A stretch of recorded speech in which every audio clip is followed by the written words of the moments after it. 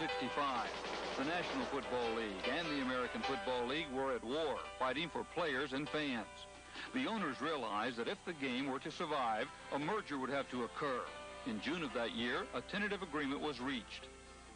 The concept of the Super Bowl game was part of the original merger discussions between Lamar Hunt and representatives of the American Football League and representatives of the National Football League.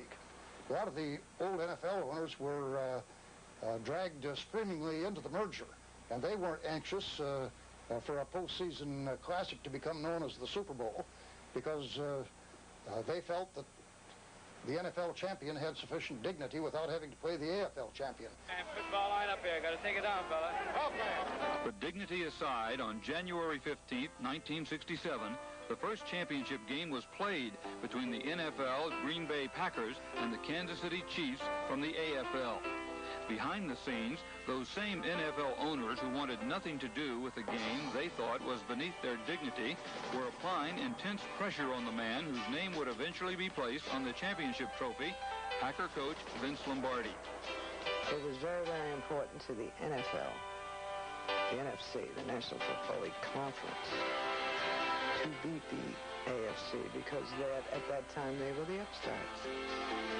And actually the owners put more pressure on them in the game. They wrote them letters, phone calls, and then they were all at the game and meeting him and seeing him and saying, "Oh, you gotta win, Vince." He won 35-10. But few fans remember today that the game was not a sellout, nor was it called the Super Bowl.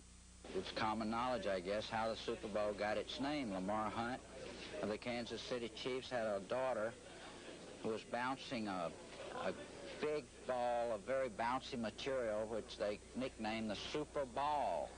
And at a meeting of the National Football League owners, Lamar Hunt says, "Let's call it the Super Bowl." Well, he was almost laughed out of the room. In the first 2 or 3 years, the league refused to officially designate the game as the Super Bowl. They called it the National Football League Championship, or the World Professional Football Championship. It was only about the 3rd Super Bowl that they came to use this name. Now they wouldn't sell it for $40 billion.